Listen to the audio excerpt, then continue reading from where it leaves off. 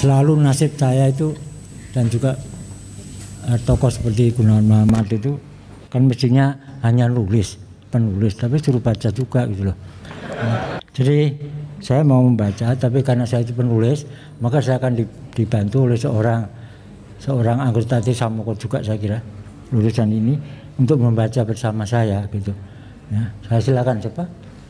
Aga. Oke, jadi ini ada apa namanya serangkaian saja gitu. Judulnya apa? Perihal waktu. Dia akan membaca dulu satu bait, kemudian dia terus saya lagi. Ya, silakan. Karena perihal waktu ini sajak yang panjang ya Pak, jadi kita akan bagi-bagi fragmen. Ada 4 fragmen yang masing-masing kita baca 2-2. Perihal waktu. Ketika Rabu menyeberang ke Sabtu, jam berdetak seperti biasanya.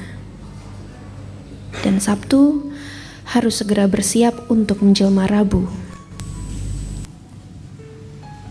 Sementara daun penanggalan tidak merasa harus bertahan di dinding itu. Hidup adalah penyeberangan yang menggantung antara rahim dan bumi. Kepada penjaga jembatan kita cukup menganggukkan kepala sekadarnya, lalu melintasinya agar bisa sampai di seberang sana. Dan kita akan ikut saja dalam antrian yang panjang, tidak tergesa-gesa. Tak ada yang menghalangi kita. Siapa yang menantiku di seberang? Sungguh, adakah yang menantiku? Kau suka tidak percaya, katamu selalu. Aku tidak tahu apakah itu caramu menyatakan cinta kepadaku. Dan ketika Rabu menyeberangkan aku ke Sabtu, kau ternyata sudah berada di sana, bersiap untuk berangkat ke Rabu. Tanpa melambaikan tangan padaku, sebab kita senantiasa bersama di dalamnya, di luar waktu.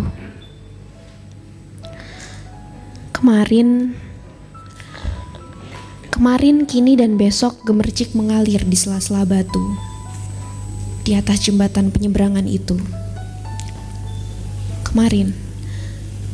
Kemarin, kini, dan besok menyeberangi jembatan itu. Kita mengalir di sela-sela batu. Kemarin, kini, dan besok.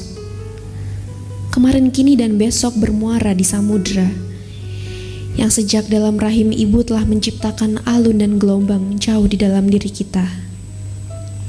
Mereka, kau tahu, sama sekali tidak menunggu kita. Daun membirin angin ketika pertama kali berada di dekat pohon di taman itu.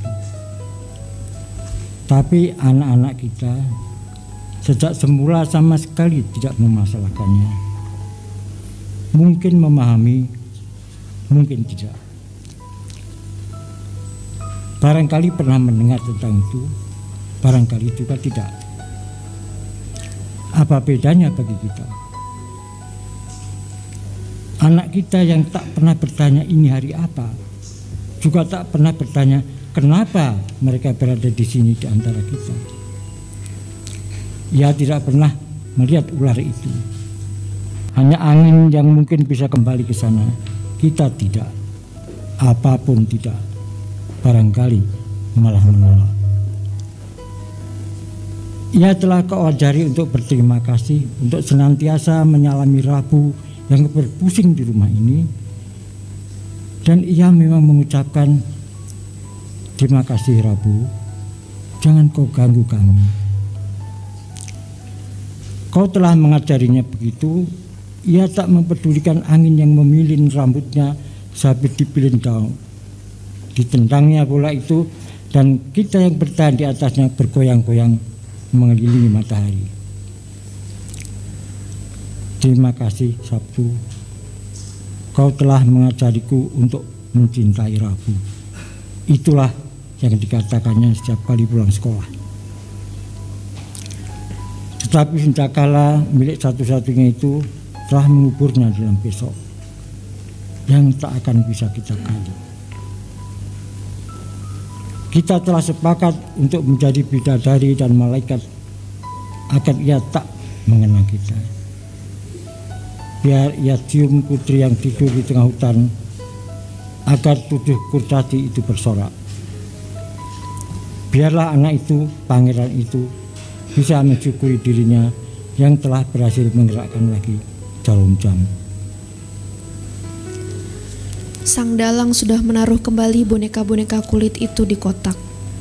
Penonton sudah bertepuk tangan, gong sudah dibunyikan, tanda lakon mulai dimainkan. Tapi kita bukan boneka kulit. Meskipun sudah menyaksikan gerimis menyusup di sela-sela benang sari kembang sepatu. Masih adakah warna merah yang tersisa untuk kita? Tapi gong sudah dibunyikan, tanda lakon baru mulai dimainkan. Masih adakah angin basah yang tersisa untuk kita? Alangkah panjangnya menanti suara gong. Alangkah singkatnya waktu perhelatan. Dan ternyata tak ada jarak antara sabda pertama si dalang dan tancap kayon. Di awal permainan pohon itu dicabut, di akhir ditancapkan, tepat di pusar kita. Apakah permainan sudah usai? Lakon baru saja dimulai. Apakah wayang sudah kembali ke kotak? Lakon baru mulai di dalam kotak. Apakah dalang sudah mengucapkan kata penghabisan? Dalang akan segera memulai suatu perjalanan.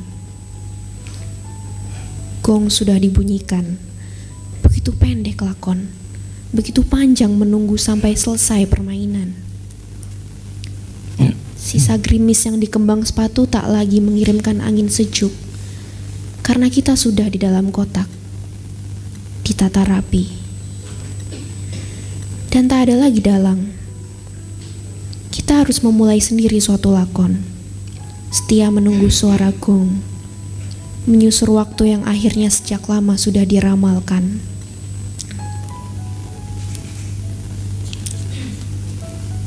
Sedang kau lihat jam dinding ketika kau ajak kau keluar untuk menyaksikan iring-iringan di depan rumah kita itu. Hanya kebahagiaan milik kita ketika tak bisa lagi membedakan asal dan tujuan, tak bisa lagi membedakan mata air dan air mata. Kau berada di pagar rumah kita ketika orang-orang itu menyelamiku tanpa merhatikan mereka. Kau masuk rumah, menutup pintu, dan hanya mendengar suara lonceng peninggalan nenek moyang kita. Dan aku merasa akan selamanya berada di sela-sela kloningnya. Rabu dan Sabtu mendesau masuk lewat celah pintu dan terjebak dalam rumah kita. Mereka terpesona oleh suara lonceng dan tak lagi mengenalku yang berada di luar rumah disambut orang-orang itu. Besok, kini dan kemarin bermuara dalam bacaan, dalam keluasan yang tak terhingga hening itu. Masih sempat ku dengar kau membaca yang huruf-huruf demi hurufnya dulu senantiasa menenteramkanku, mengembusku bagai angin awal penghujan yang merendah di bumi dan dibilin daun gugur itu. Aku, kau tahu, tak berhak lagi berurusan dengan waktu. Terima kasih.